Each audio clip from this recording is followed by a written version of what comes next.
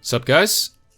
It is time for the final, official, objective, and correct tier list.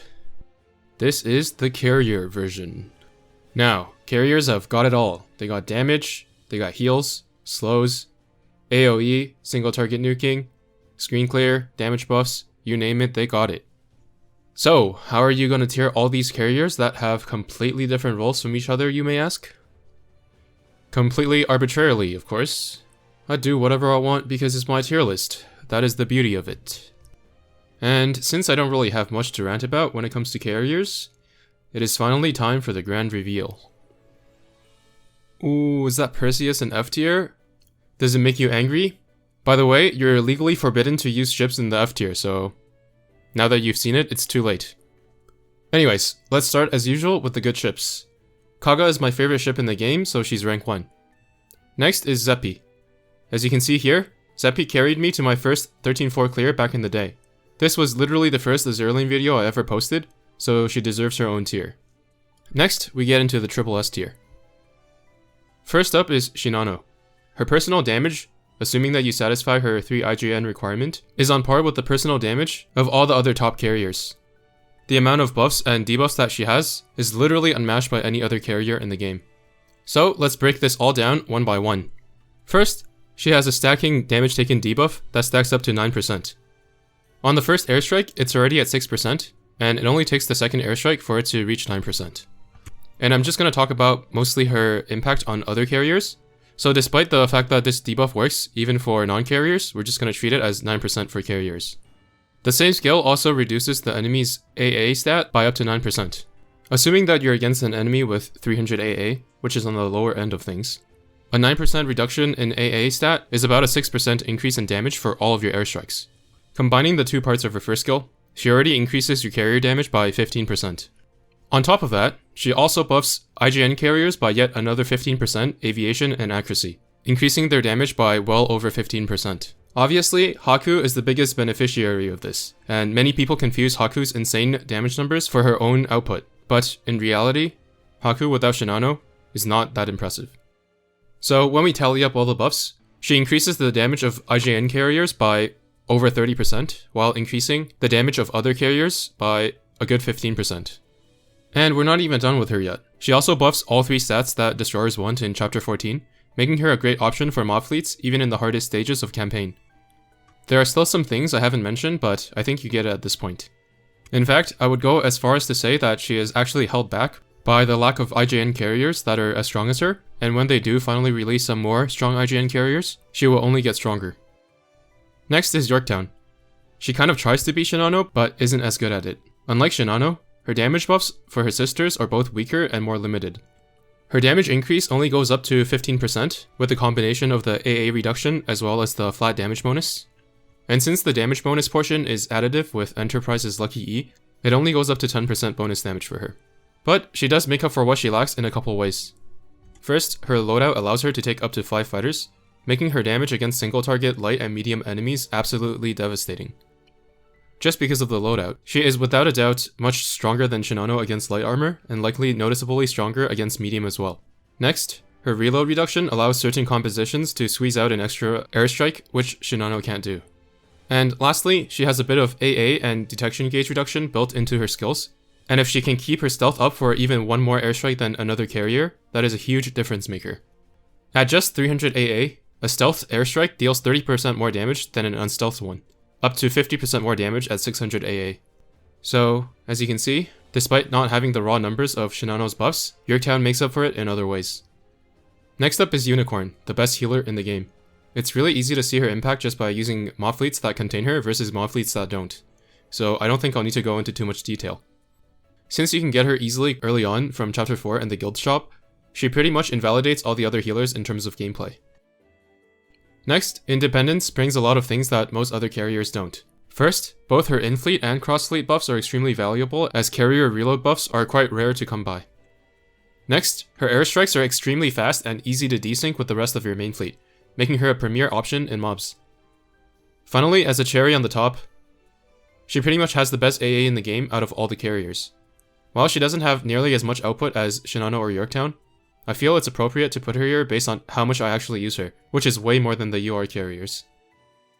And the final ship in SSS tier is Ranger. She always procs like 7 times in a row when I use her, so she does the most damage in the game. Therefore, she should be in SSS. Next, we move on to the SS tier. AVP has a guaranteed route that lasts long enough for you to nail all 3 airstrikes. Enough said.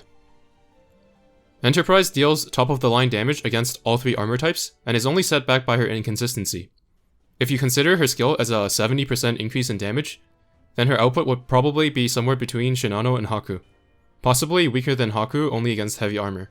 But it's extremely easy to reset for 100% procs, in which case her output becomes noticeably higher than Haku's. Next is Haku. Although she's extremely strong, she usually gets credited for all of Shinano's buffs. Without Shinano's buffs, she deals quite a bit less damage than Enterprise, but her 8% damage taken debuff is significant if your fleet can take advantage of the window, making her total output more or less on par with Enterprise. Next is Aquila. In her dive bomber mode, she is a legitimately strong carrier with a preload, and in her fighter mode, her synergy with Musashi makes for an indestructible Chapter 14 fleet. She does have some shortcomings though, in that you usually only need 1 preload in the mob fleet, which is covered by Unicorn, and she doesn't heal enough for her fighter mode to replace an actual healer. Still, she fulfills her roles extremely well. The last ship in the SS tier is Ryuho, who I found to be the only healer viable to create a fleet which can reliably auto-search 14-4 before Unicorn retrofit and Musashi. But nowadays, Unicorn is the only healer that you really need, so her usage has fallen significantly. But still, with the new swimsuit skin that she's gonna get, she can remain in the SS tier. Next, we move on to the S tier. And at this point, I'm going to talk about carrier loadouts because they will start becoming very relevant. Since different plane types have different strengths and weaknesses, many carriers' strengths and weaknesses are decided by their loadouts. Having 6 of one type of plane, for example 6 fighters, is a fighter-heavy loadout. Having 4 would be a fighter-biased loadout, and having a mix of usually some combination of 2 and 3 planes of each type would be a balanced loadout. Having a lot of fighters means that ship is particularly strong against light or medium armored enemies, but weak against heavy. Also, fighters are not that good for going against multiple enemies at the same time. Having a lot of dive bombers means that the ship is particularly strong against heavy armor enemies, multiple enemy boss fights, or enemies with larger hitboxes, but weaker against light armor. Although the new Rainbow Dive Bomber with the rockets, which is the AD-1, is actually the strongest plane against light armor, you only have 1 to go around, but of course if you use that plane on a 4 dive bomber slot, then the light armor weakness will be non-existent. And then lastly, having a lot of torpedo bombers means that the ship is particularly good against heavy armor, but weaker against light armor. Additionally, since torps don't disappear the moment they touch the water like bombs and rockets do, they're the best for mobbing, as they can hit multiple waves of enemies. And now we go back to our regularly scheduled program. Chkalov is among the best options for heavy armor, but due to her lack of fighters, she's not as good against medium and quite weak against light. Taiho has a balanced loadout, so her damage is good across the board, but overall she's just a downgrade from Haku. This is to be expected though, because Haku is supposed to be an improved Taiho, and is also a DR. Next, the combination of Shokaku and Zuikaku probably deal more damage than Taiho over a fight with 3 airstrikes, but they take up 2 slots instead of 1. Also, since both only have 2 fighters, using them together could make your main fleet a little bit weak to light armor overall. Next, Arc has a Torp heavy loadout, so she's got good damage against heavy and is not too impressive against light. Her assault carrier skill has a low proc rate of 25%, but it's quite likely that it will proc once in a fight, so you can pretty much look at it as an extra airstrike that she gets on average. Her biggest selling point is really her slow, but why would you use a slow when you can have a route with AVP? Next is Graf Zeppelin, who has a balanced loadout, so she does fine against all armor types. Her damage is not as high as the other ships in this tier, but I find the 15% damage reduction to be quite useful, especially since Ironblood tanks are quite easy to come by. Also, I may or may not be biased. Next, Illustrious has a fighter heavy loadout, and with her unique augment, her damage is solid except against heavy. But the real reason she's here is because her shields are very valuable if you have trouble keeping your Vanguard alive in a boss fight. Next is Volga. She has a good heal that isn't reliable enough to heal an entire mob fleet alone, but she makes up for it by doing much more damage than the other healers, and is one of the best options as a mob fleet carrier. The next 4 carriers are all quite similar. They all have fighter-based or fighter-heavy loadouts, so their damage is very good against light and medium, but falls off against heavy. Hornet has a slightly more balanced loadout than the others with 3 dive bombers, but her heavy damage is still not too impressive. Next, Impero and Idol Akagi are essentially the same ship. They're good for their accelerated first strike, which means they can easily desync from your other main fleet ships, but their role is pretty much always done better by Independence. They deal quite a lot more damage per strike than Independence, but it tends to be overkill, so Independence's lower cooldowns and carrier buffs are preferred. The last ship in S tier is Formidable. I honestly think she's worse than Arc because she deals less damage, her route is not guaranteed, and it doesn't last long enough for her to guarantee her own airstrike. She's definitely better than Peter Strasser though, so I couldn't bring myself to put her in A.